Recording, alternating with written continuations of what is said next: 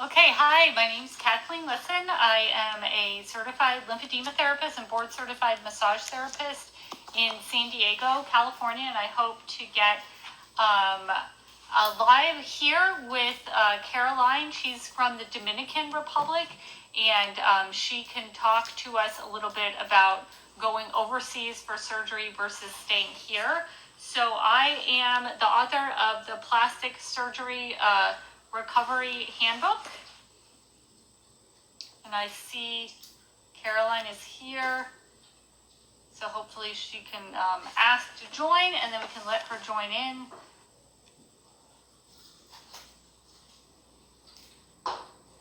And then she can give us some tips, and I can give you some tips. So my book is also in Spanish, and all of these, the paperback and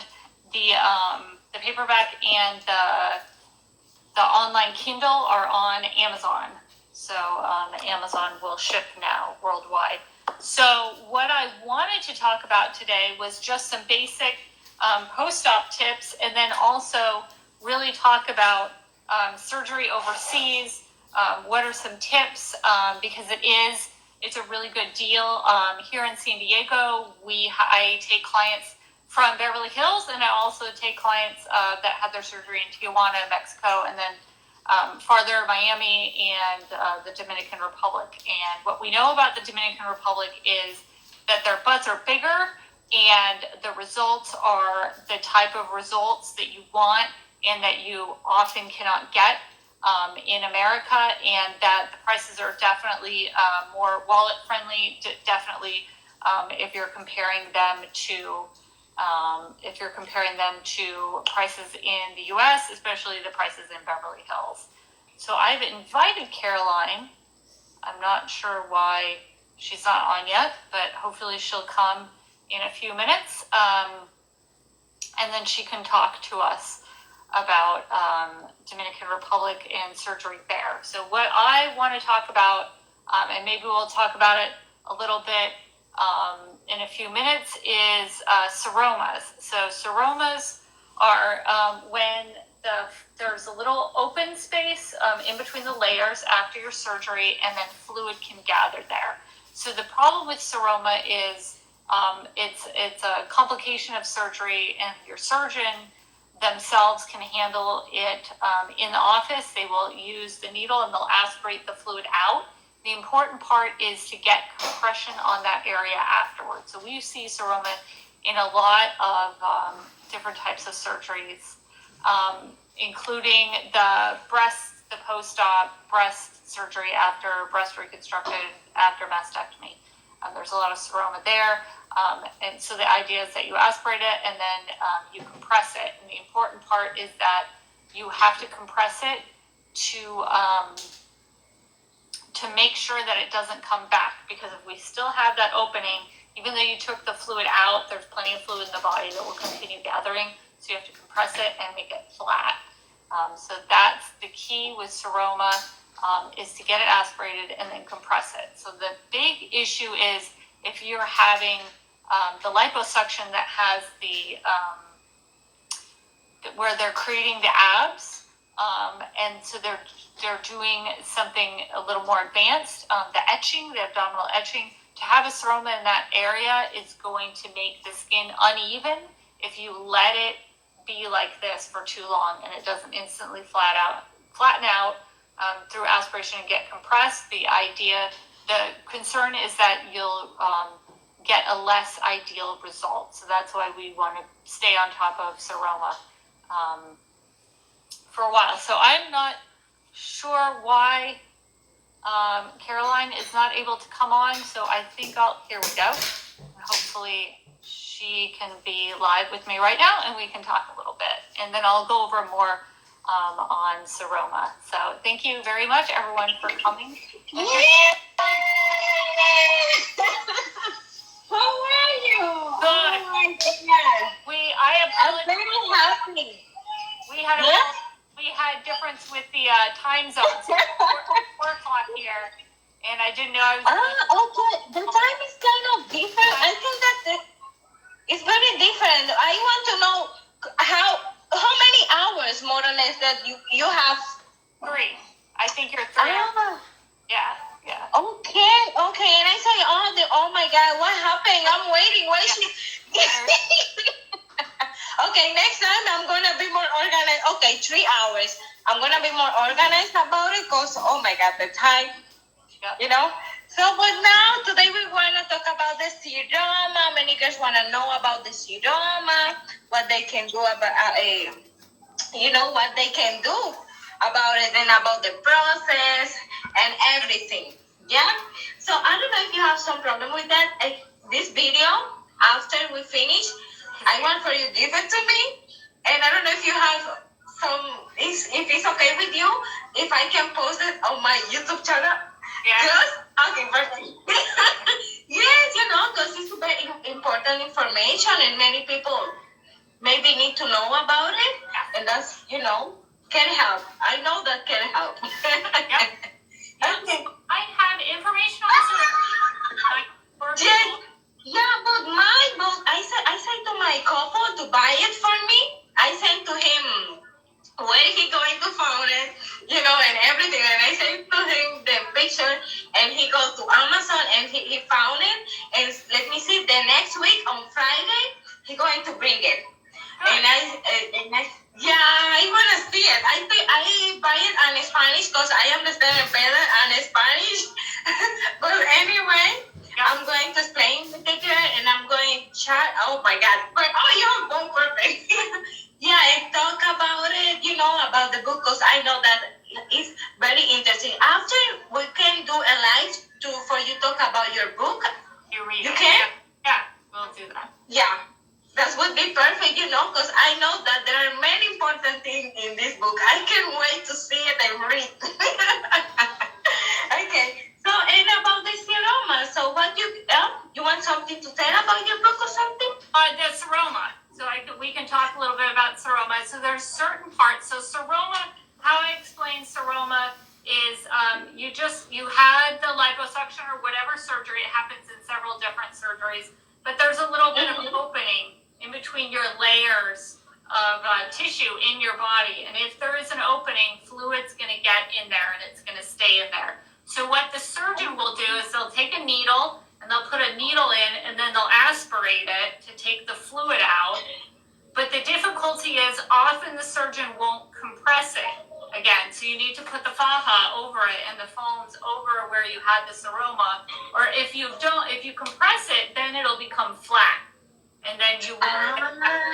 But if you don't compress it, it can accidentally open again and then fill with fluid. And some people have several times that they're draining the seroma and then they have to go back the next week and drain the seroma again. So the compression is really big. I see it a lot in the men with the gynecomastia surgery. You can get a big seroma here where they're taking the male breasts off. Also in the after breast cancer for breast reconstruction surgery, often there'll be a seroma. And then for the liposuction, the most scary one is if you're getting the ab etching with the liposuction, where they give you the 6-pack with the liposuction. If you get a seroma, your skin is going to be nice, but if you have a seroma, it's going to be irregular. So you don't want that because you pay to have a perfect result for your liposuction. So if you see anything like a seroma, to flatten it as soon as possible and get it aspirated as soon as possible is really important. So what you'll see is when you tap the skin, if you see like just the fluid radiating, or else there's like a lump, and then it feels like a liquid, it's usually you can see that when you're trying to move the area around the seroma, it'll be like this, like when the wind is over a pond or a lake and you see the little waves, you can see the little waves on the skin too. So that's when you know to be concerned. And then you have to just, again, compress and then see what your doctor wants to do about it with your surgeon. So this is why a lot of surgeons will give the drains. So the drains is the tube inside to take out that liquid. So it's the incidence of having a seroma is reduced if you have drains. So the ones that don't do drains, if they're a good surgeon, they'll do like a quilting or a stitching technique where so there is no way that there's an opening, because they'll stitch the layers together, so there can't be like real big openings. Yeah. So the drain help a lot, right? The drain gotta have. The drain's gonna help. So that's why they give you the education. Your surgeon tells you how to empty the drains, how to measure the drains, how to milk the drains, make sure there's not a blood clot in your drain, and they're continuously draining the fluid out. Yep. Okay. And for that reason, some patients, sometimes they have pain, because if the drain is locked, and so the liquid don't go out, it's not running, right? Yeah. For that reason, sometimes they say, oh my God, it's so painful. And after, when they unclog it, yeah, they release. Okay. You need to make sure that it's unclogged. Yeah, it's called milking, the procedure to unclog it. And the surgeon will tell you how to do that if you get the drain. They explain you. Yeah. They always explain the majority of the time. So with the faja, so we gotta use the faja, and we gotta unclog the drain, and take care of the drain too sometimes, because sometimes the drain fall, and when it's full, don't absorb enough. Yeah. Don't absorb enough, and we gotta be careful with that. Yeah. And you'll see that you'll put the suction on the plastic part. Make sure it has a suction, so your drain's not going to be open. It's going to be like you squeeze it in a little bit, and then that's the suction that gets the fluid coming out. Yeah. Okay. Interesting. Okay, so I want to know, the seroma can come back. So after one patient has seroma, and after they try to work on it, the drain, put it out with the syringe, and all the process, a seroma, they can get it again, have it back again? If you don't compress, yeah. So you have to compress the area so the skin layers can grow back together again. And then you have to compress it for long enough that the layers are going to attach again, and they're not going to unattach. So yeah, it can be an issue. And the frustrating part is if you get a surgeon that doesn't really understand seromas, they'll just aspirate and they'll say, oh, you don't need to compress, like it's done. And then when you come back and it's started again, they'll act surprised, like they've never seen it before. And then after 3 times, a lot of surgeons won't aspirate you anymore. They're just like, you have to heal on your own. So it's really, even if the surgeon doesn't talk to you specifically about compressing, you have to compress. Like you need, I have some right here in the office. Like I like this foam. You should always have foam. I like the foam. Okay. Yeah. And that's helpful the compression, right? Yeah, for all over. And then I'll use, if someone has like a little seroma, they can get a smaller piece of foam that you'll just put right over the area that after they aspirate it. And then that's just the little compression. It can help. Okay. Yeah. So and about, if you don't have something like this, think about, so we as women are really lucky because we have something that is the same shape and size and firmness. It's a maxi pad for menstruating. So if you can take the pad for menstruating and then you can cut it into where you need it and then put it right where that seroma was after you get it aspirated. And that'll be a little bit, it's a gentle compression, it's cheap, you have it at your house already. Yeah. Okay, that's perfect. So the massage gotta be very important. Of course, I think the massage. So, but what is the difference in lymphatic massage or in soft massages? Because maybe if a girl has seroma, of course she's gonna need maybe a lymphatic massage, maybe or normal massage. So you should always be getting lymphatic massages after surgery. So the pressure is lighter. So this is the pressure that I use for a lymphatic massage. All I'm doing is stretching the skin, moving the skin back and forth. Your regular massages are really deep like this, and that's very painful to someone right after surgery. It feels great to me, it's in the muscles, but the lymphatics are actually right underneath the surface of the skin. The lymphatic system works because we're moving and moving our joints and stretching the skin like this naturally. So we just mimic that natural stretching.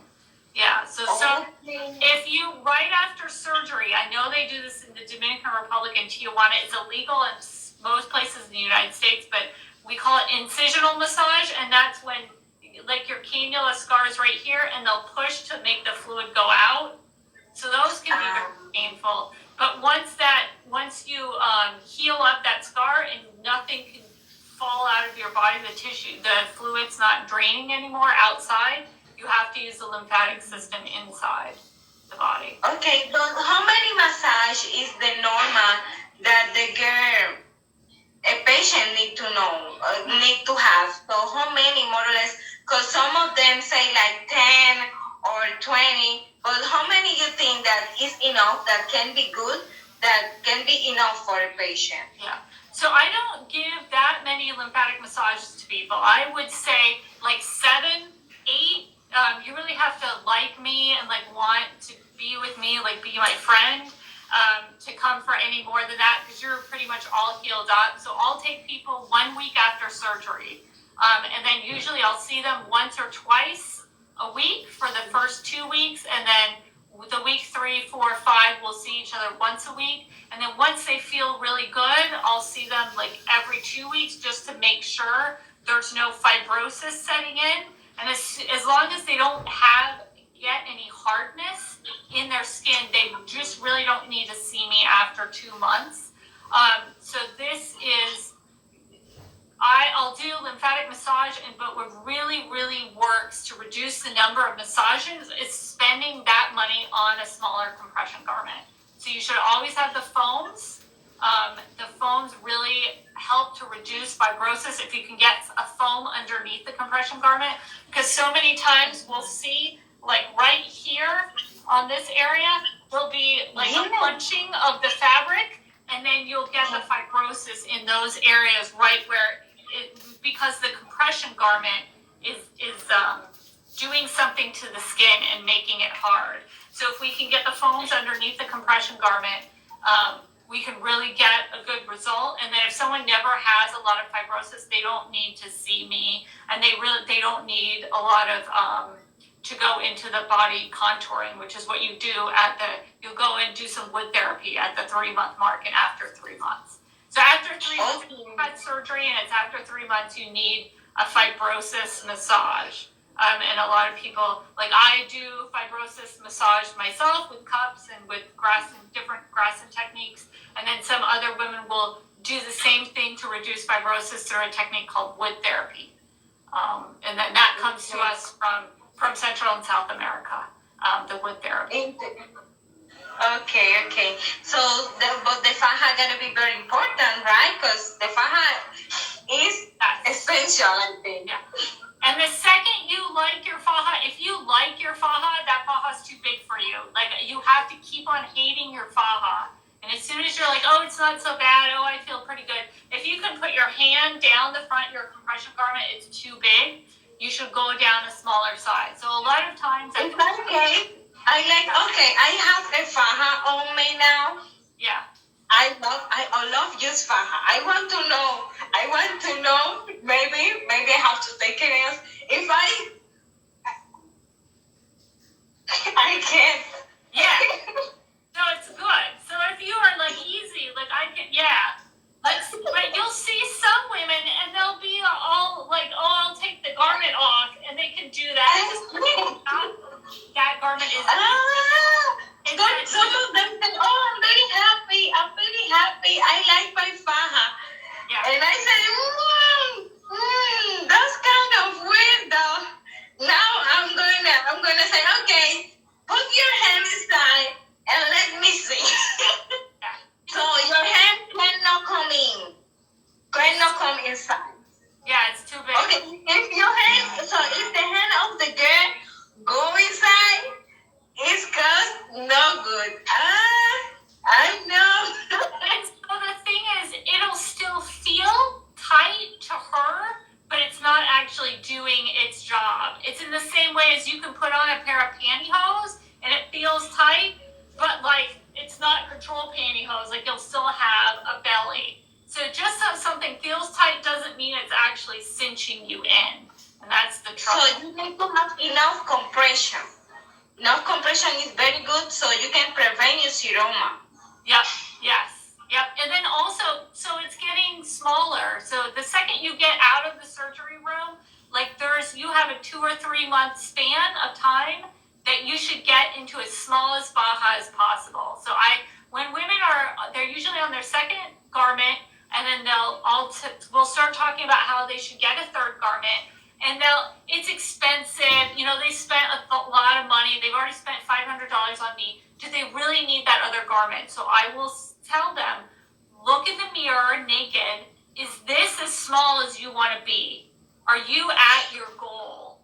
If you're not as small as you want to be, you need to go into a smaller faja. If this is fine, like you're like, yeah, I look great, then you can stay at that bigger faja, and then just slowly the swelling will go away, and then that will be your new size after the liposuction.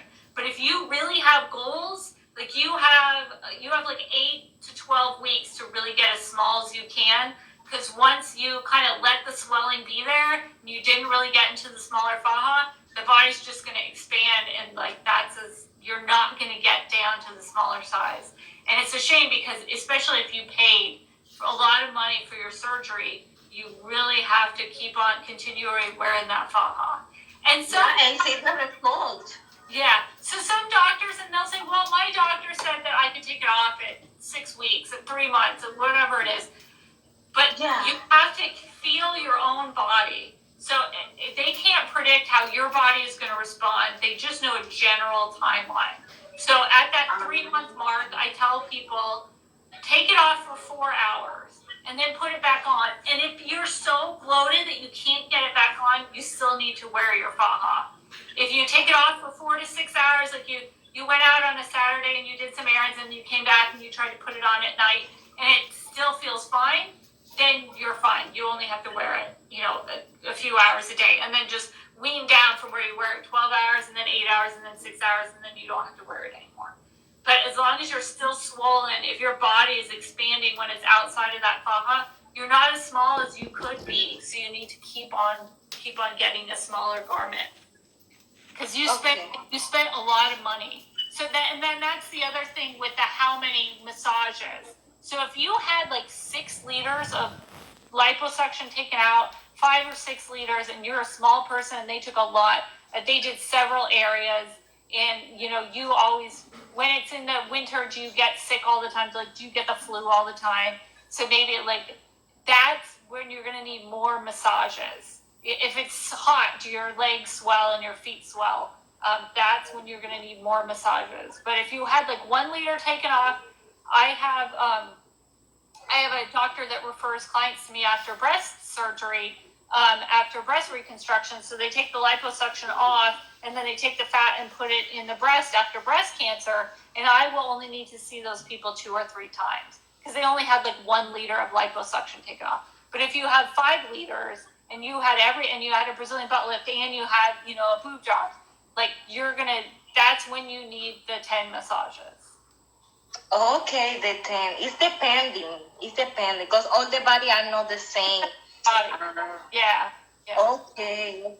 So, but what is the difference in drain massage, lymphatic massage, and massage? There are some difference because you say that So regular Swedish massage is nice and deep and it's really great if you have a neck problem, but that's really too heavy for someone right after surgery. It's going to be extremely painful for you. It's not going to give you as good of results as you would if you got all the swelling out. So this seems really gentle to people. And I tell them the way we know it's working is at midnight, you're going to be up peeing. And 2 hours from now, you're going to pee because all the swelling is leaving the body and you're urinating it out. So if you go to the bathroom and you only drank like a cup of water, but like you're peeing so much, you don't know where it all came from. It came from the liposuction. The liposuction. The liquid from the lipo. Okay. I know you have a good massage therapist if you're peeing after the massage. You have to pee it out. Okay, so but for put the many fluid out, so can be good like the water. It depends on the food what the patient eat. That can help a lot too. Yes. Okay. Yep. So the first big thing is salt. And we have to, salt affects some people more than others, but if you eat a salty meal and the next day, like your face is all swollen and your feet are swollen and you feel bloated, then you're definitely the person that after surgery you have to cut out all the salt. Like don't put any salt. And you have to look at the foods that you're buying because you'll be feeling bad after surgery. So you think, I'll just buy some food in a can and microwave it and that's what I'll eat, like a soup. But some soups have so much salt in them, they have like half of the salt you have for the entire day. So you really have to look at what you're eating after the surgery to make sure there's no added salt inside that processed food. Okay, so but they can be a control, like I don't know, like a diet or some control, like or the doctor, I don't know. I think that some doctors do that after the girl have surgery, the patient have surgery. Some of them give a list to the patient that about what they have to eat. Yes. Okay. For that, I remember that sometimes the patient, when they give all the receipt, the prescription to the patient, and I read many different food that they have to eat, and those food are light too, good food, and that food help to them go to the bathroom, and that's help a lot. Yeah. Okay, that's very.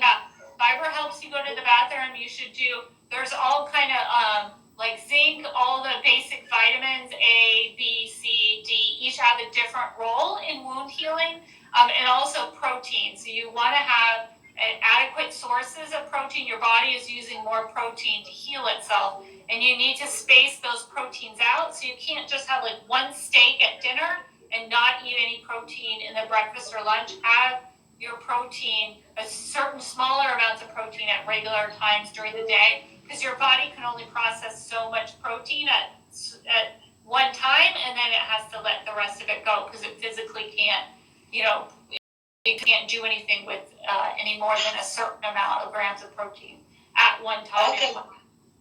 Okay, do you know what food that can help a lot? What kind of food, fruit, vegetable that can be very good for a patient that just have like a liposuction? Do you know? Yep, I actually do. I'm publishing a book on it later this year.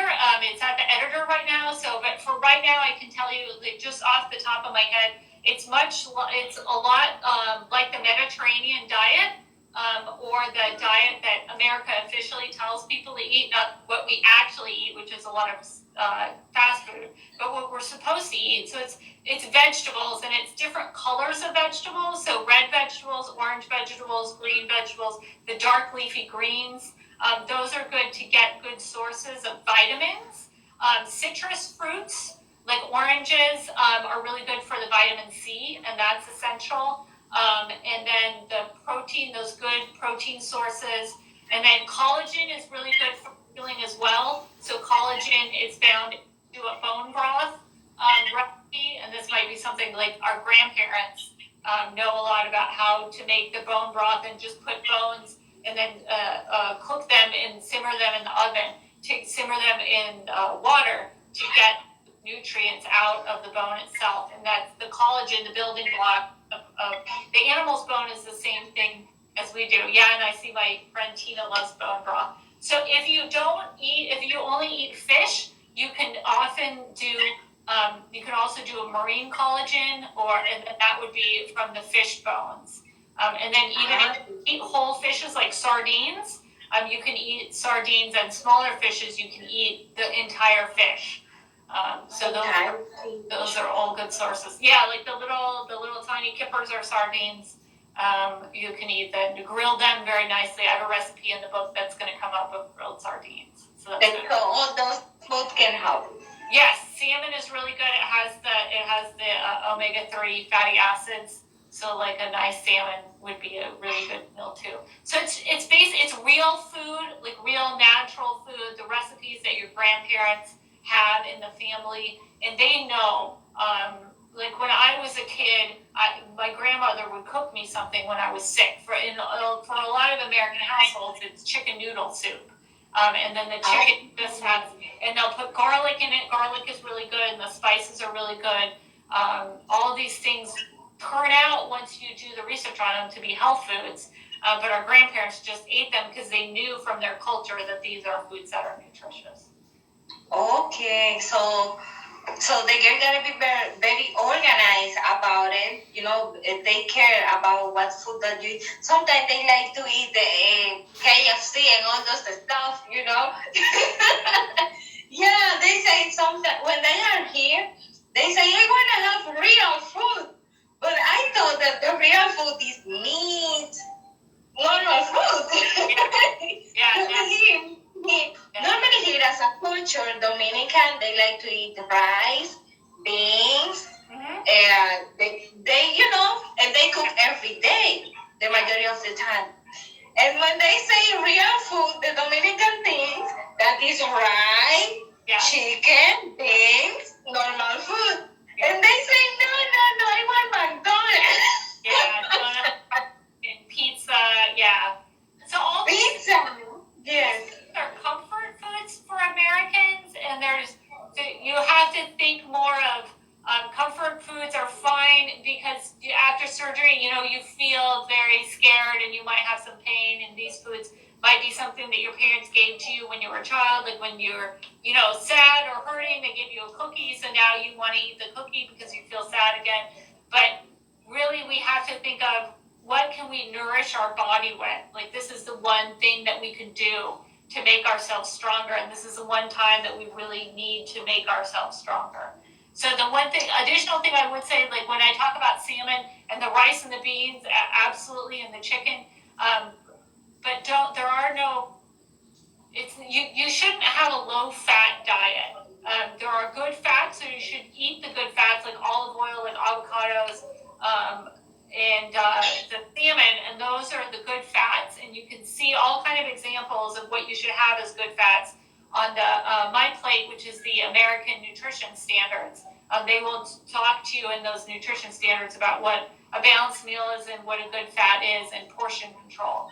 But there's no reason to not eat fats. And then there's also no reason after you have a Brazilian butt lift, because this should be the next question, eating the fat does not mean fried chicken and donuts and pizzas. You can use those healthy fats to feed your body as well. So you should not try to build your butt on fast foods, because that's not a healthy way of eating. And you can definitely get the extra calories and fluff out your butt without having to go to the fast food place. Yeah, but some girls love it. They love it anyway. And they eat it. But you would agree, like in the Dominican Republic, there's plenty of women who have big butts that are eating rice and beans and chicken, and that's how you grow a butt in the Dominican Republic. So if you want to go to surgery for a Dominican butt in the Dominican Republic, you should eat what those women are eating to keep their butts. Yeah, it's true. Many girls, some patients, when they get the housekeeper or the Dominican, the housekeeper, the nurse, some owners, and some patients say, oh my God, look at her body. What she do? They eat the real chicken.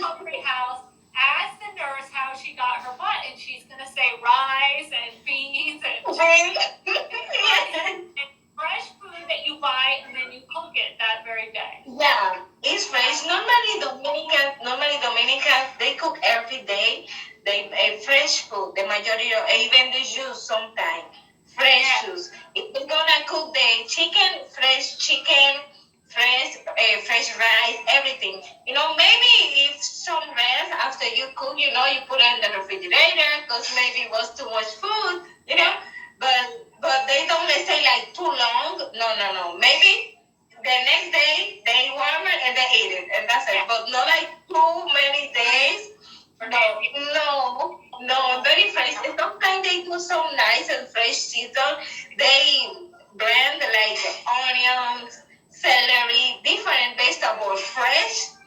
Yes, and they cook, and some of them they like to do fresh juice, like green juice too, and they drink it. Fruit, natural fruit, and very fresh.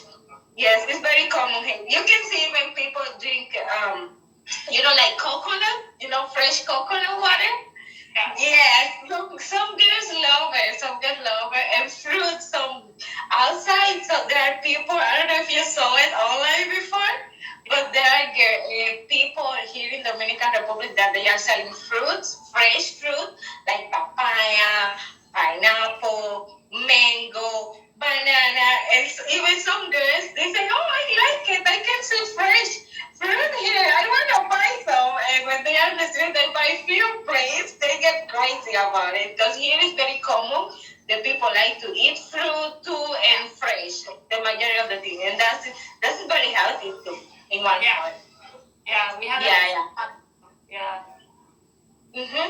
So one girl said, right, she said if we can save the video. Yes, mommy, we're going to save the video. I think I'm gonna put it in the let me see on YouTube. Yes, because I know. Yeah. One girl fried. She said if I can save the video. Yes, we're gonna save in both channel. I think you have a channel, right? YouTube channel. Yes, in both channels. So you can go to Kathleen Lisson channel, YouTube or mine. You're going to find it. Yeah.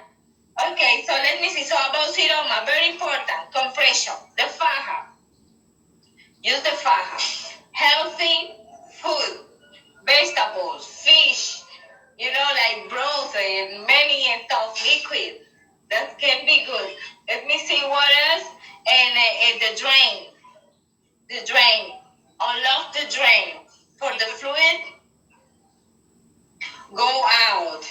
Let me see your massage. Your lymphatic and good massage. Let me see. Yeah, the massage gotta be very important. I wanted to know something about the compression. I hear that some people use lipophone, but some people use towel. Have the same result? The towels? Because some people like to use towels. Yeah, it's obviously cheaper. You have a towel. What I would say is what I'm doing with the liposuction foam is cushioning the body from the faja. So if you have a towel, this is my office. If you have a towel, you see how like this area of the towel is like hard. Yeah. I don't want that to make an imprint on the skin. So if you have a soft towel and you can like double it up and it feels good, and then when you take it off, your skin doesn't have any lines on it, then that's fine as well. Absolutely. And that's like more hygienic earlier on. If you're still bleeding, you can take the towel off and wash it. Whereas the lipo foam, you can't wash it that many times. Someone just put a bunch of Yes, it's true. But the lipophone is not the same. I want to learn how to wash a lipophone. I would like to know how. Hand wash it. Yeah, you have to hand wash it, but there's only so many times you can hand wash it before it accidentally starts breaking apart. So. I would like to learn how to. Yes, because I heard one day that one lady she put it at the washing machine. Oh my God. Yeah, I don't know about that. She put the lipophone in the washing machine. And was a mess. I saw the pieces over there, pieces over there. And I say, okay, so your lipophone is gone. Yeah. Yes, and you know the money because the lipophone, I don't know how many cost it, but here lipophone costs $25, $20. So so that's a good idea. It would be good to say which items you should bring from America. So probably you should bring lipofoam, definitely snacks, because you guys don't have the same snacks. So I think if the Cheeto recipe is different, and the potato, like things taste different, like Frito-Lay potato. Yeah, can be different. Can be different. So if you have, as someone who's getting surgery in the Dominican Republic, if you have a snack, like you absolutely need these certain type of M&Ms, and they're the only thing that you'll eat, like you need to bring enough. And I think it's also like your supplies, right? Like your bandages. I think they were covering Yes. up. Have a conversation with them. Yes. Yes. It's a business. It's a business. There are girls. They prepare the supply. They prepare lipophone, tank top, many stuff, cream, thrombosis, arnica. A lot of things they put in the supplies to give to the girls. So sometimes in the suitcase is too heavy to bring it, and you know that the weight of the suitcase. Yeah, and they say, oh, I don't want to pay $50 for that. But here, yes, but I don't know how can be more better to them. Because here, a supplies cost $300 a bit. But I don't know how many they spend there to buy everything one by one. Yeah. Because here, okay, it's a business, but they give you everything. In the back, you have everything. You just gotta come with your clothes on and with the money. Yeah. That's it. Yeah.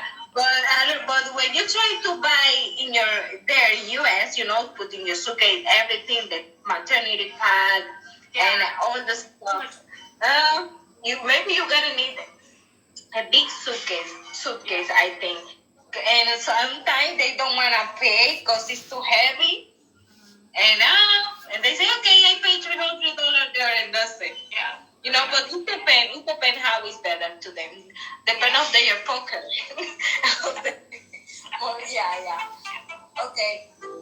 I think that is enough. You have some concern or some that you wanna say, because I think that you said about the Seroma. That's very important. And I'm gonna post the video too for the girls know about it. But I don't know if you have some details, something that you can say about the Seroma for the girls try to take care about it. I don't know, you have something to tell about it? Yeah. So I would just say the second you can tell that there's that little wavy the second that you can tell the little wavy part, definitely go see your doctor sooner rather than later, and then get it. Wear that compression, and it can wear the compression and take that. I don't know. So is this sound look like so low? I'm not sure. Yeah. Okay, so that's good. So we can end it here, and then. Oh my God! I even can hear you. Because I'm hearing the music from your phone. So.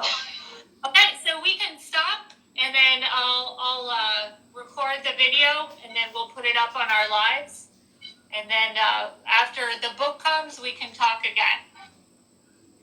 Yeah. Okay. So thank you a lot to spend your time with me. Thank you. I'm appreciating. You know that. Okay. Next time, we're going to prepare, organize, and be organized about the time. Cause sorry. And after we're going to make a live to talk about your book. Yes. Yep. Cause your phone rang. She said that my phone. Yeah, your phone rang. Okay. My phone is right, she said? It did, yeah. I can hear you. Yeah. So, all right. So we'll talk again later. And thank you very much. Okay. All right. Let me see. Bye. Okay. Bye.